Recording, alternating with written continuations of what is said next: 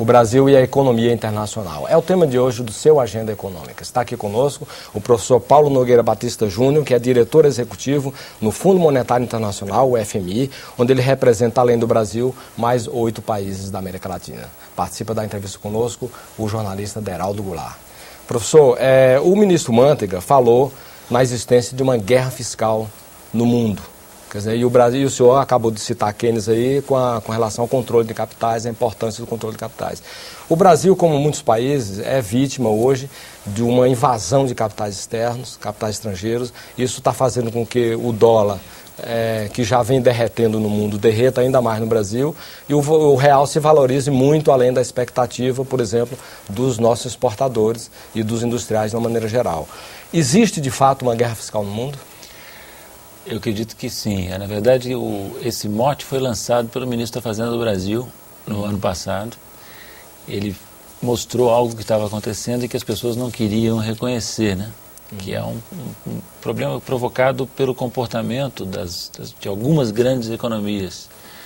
Os países desenvolvidos, inclusive os Estados Unidos, estão com políticas monetárias ultra frouxas, em razão da recessão. Isso está gerando uma abundância de liquidez que transborda para países considerados atraentes, como o Brasil, né? E certos países emergentes importantes, notadamente a China, adotam políticas extremamente agressivas, cambiais, e impedem a valorização das suas moedas, que estão subvalorizadas, segundo as avaliações do próprio Fundo Monetário. O que favorece a exportação deles. Além disso, alguns países, entre eles a China, usam vários mecanismos de promoção de exportação, de subsídios diretos e indiretos. Então o Brasil está muito preocupado, com razão, com a sua economia, com a sua indústria, com os setores da sua indústria que estão muito atingidos pela valorização cambial e com a repercussão que essa valorização cambial pode ter sobre as suas contas externas. Por exemplo, o Brasil está gastando uma enormidade com turismo no exterior. É o máximo que já gastamos no ano passado, foi um recorde dos recordes. Eu sei que nós estamos bem, tudo bem, o Brasil está indo muito bem, mas nós também não estamos com essa bola toda para gastar fortunas com turismo no exterior. A consequência do dólar baixo, né? A consequência do dólar baixo, da renda mais alta dos brasileiros. O dólar favorece gastos no exterior, inclusive turismo, e torna o Brasil mais caro para turistas estrangeiros. Então o brasileiro hoje compara, vou para Salvador ou vou para Miami? Aí conclui pelo câmbio, na realidade, que vale a pena ir para Miami, né? E é uma pena, porque isso esvazia os nossos polos turísticos internos e torna o Brasil menos atraente. É mais apenas um exemplo, né? Setores como manufaturas leves, tradicionais, onde o Brasil tem tradição, tem tecnologia, estão sofrendo. Então, existe uma guerra cambial. O Brasil tem tomado medidas para enfrentar isso, medidas fiscais ainda vão ser tomadas mais fortes, mas medidas de controle. Adotou o IOF, né? Aumentou o IOF de 4% para 6%, na questão da aplicação de estrangeiros em renda fixa, né? Agora, as medidas adotadas, mesmo aquelas, vamos dizer, medidas marginais, né, do centro, do que é a questão do câmbio, ela não tem resolvido o problema, né? O dólar está aí a 1,66, 1,67, né? Porque isso não resolve o problema do exportador brasileiro. Não. O que aconteceu foi que com a bateria de medidas que a Fazenda e o Banco Central tomaram no final do ano passado, início desse ano, você conseguiu estabilizar o dólar em torno de 1,70, um pouco menos, né? Mas não resolveu o problema, você tem razão. E o próximo passo vai ser fazer um ajuste fiscal. Qual é uma das razões principais desse problema que você está apontando, Erival? É que nós temos um diferencial de juros, uma diferença entre o juro brasileiro e o juro nos países centrais. Brutal, né? Brutal, que aumentou agora com essa decisão do Copom. Esse diferencial torna o carry trade, a especulação com o real, altamente atraente. Então, o que o Brasil está fazendo? Está criando desincentivos à tomada de recursos no exterior, à entrada de capitais externos, na expectativa de que isso contenha a valorização. Mas se o Banco Central, por exemplo, anuncia um aumento grande da taxa de juros e que vai continuar aumentando, o que tem que ser feito? Entre outras coisas, o Brasil precisa anunciar, no meu entender, rapidamente, e não apenas por essa razão da guerra cambial, por razões internas de controle da inflação, um ajuste fiscal importante. O governo vai fazer isso, já anunciou. Tem que fazer rápido, no meu entender, para permitir que a política monetária seja mais branda. Agora, essa combinação fiscal monetária não é por si só suficiente para enfrentar o problema cambial. Vamos ter que tomar medidas defensivas, prudenciais, adicionais, de controle da entrada de capitais, de defesa comercial.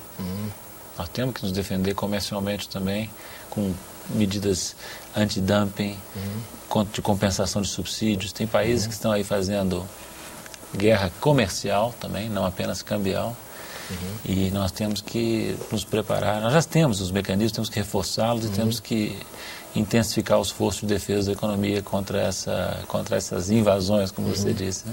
Agora, em relação à China, por exemplo, seria de bom tom fazer uma taxação dos produtos que entram aqui? Porque ontem até você falou, Elivaldo, que quem é que foi que disse que nem uma taxação elevada não o presidente impediria. da Confederação Nacional da Indústria, né, CNI, disse que para você aumentar hoje da média de 12% a taxação sobre os produtos que ingressam no Brasil, chineses, de 12% para 35%, que é o limite máximo permitido pela OMC, na Organização Mundial do Comércio, você precisaria de 500% para poder concorrer com o produto chinês, que ninguém dá conta de concorrer com o produto chinês. Bom, se precisa de 500% é porque não é viável, né? A indústria que precisa de 500% de proteção não é viável. Então, mas eu acho que não é o caso. Ele chamou a atenção pelo câmbio, né? Quer dizer, para mostrar que o problema está no câmbio, não está na tributação. Não, é certo. Eu concordo com ele. Nesse ponto, não há dúvida. Mas vamos dizer o seguinte, volto a dizer, estou falando a título pessoal aqui, mas se nós tivermos uma grande dificuldade de reverter esse movimento cambial, porque nós estamos lidando com forças exógenas, externas, assim, brutais. Né? Os americanos estão fazendo uma política de expansão monetária fenomenal. Os chineses, aquele monstro, aquela economia monstruosa em tamanho, não, segundo um assessor do Ministério da Fazenda, vão mudar o câmbio na próxima dinastia.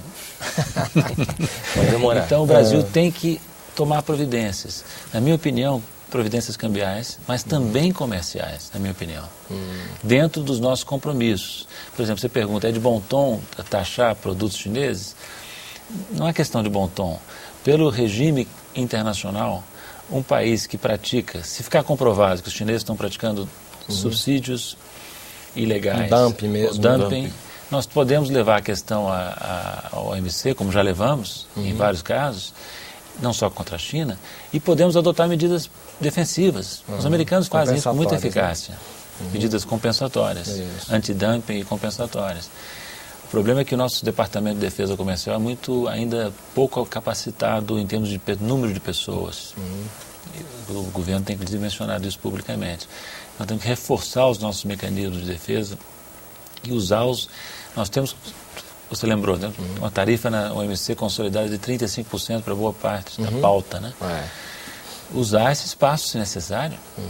Usar esse espaço. Agora, claro que isso depende de acordo com o Mercosul, né? O senhor citou aí a questão do afrouxamento monetário dos Estados Unidos. Quer dizer, eles vão lançar, vão comprar títulos norte-americanos, do Tesouro norte-americano, e vão lançar no mercado mais 600 bilhões até meados desse ano. Quer dizer, como é que os outros países vão poder conviver com isso? Porque isso não é uma coisa que altera somente a questão dos Estados Unidos. Quando você mexe no dólar, você está falando com o mundo todo que é a moeda internacional, entre aspas e sem aspas, se quiser, né? Porque é a moeda internacional. Então, de fato, quer dizer, como é que o senhor vê essa questão desse afrouxamento monetário?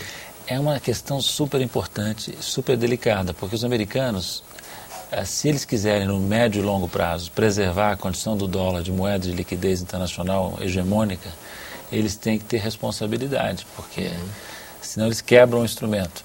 Se eles abusarem desse instrumento, desse privilégio exorbitante, como disse o De Gaulle nos anos 60, que é de emitir um Banco Central Nacional, o Federal Reserve, emitir uma moeda de liquidez internacional hegemônica, eles têm que tomar cuidado.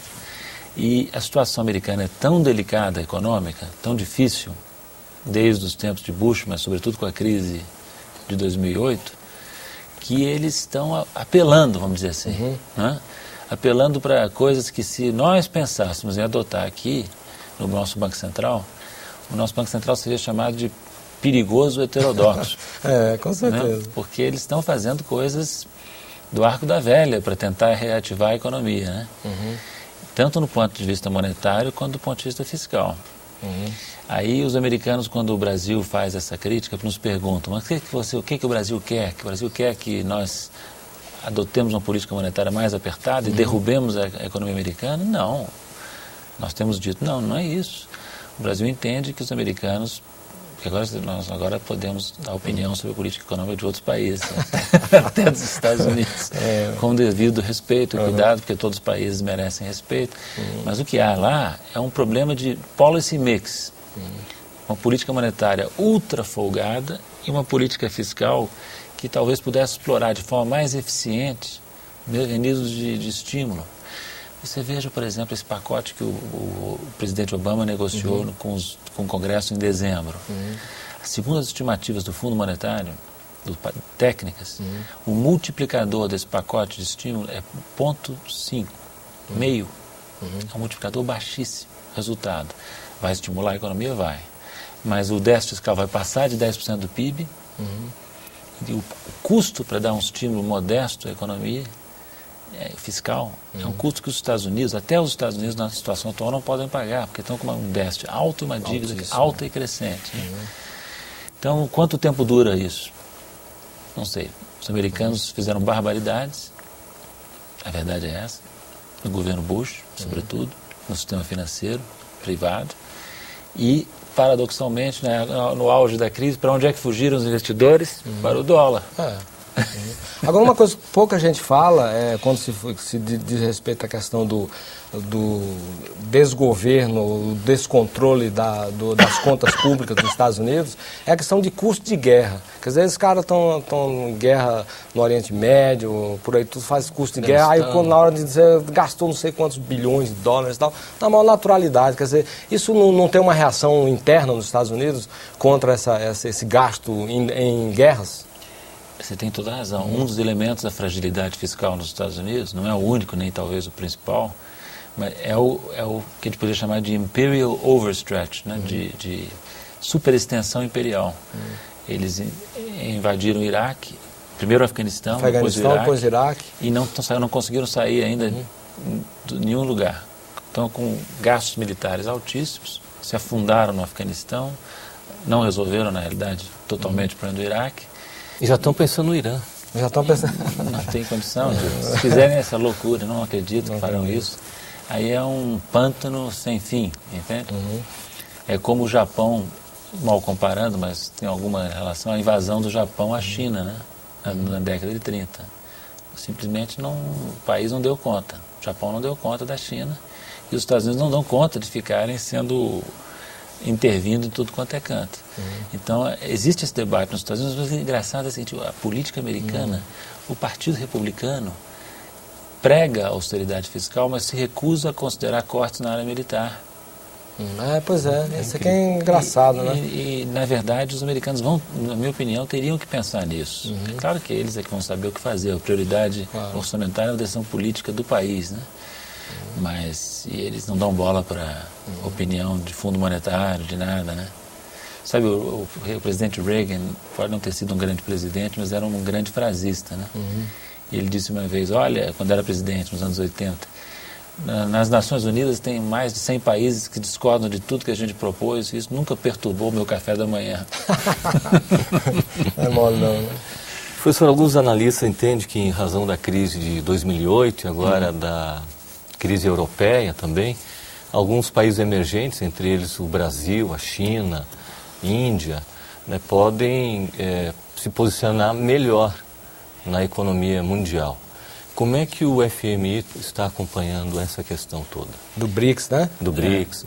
Olha, isso já é um processo em andamento, né?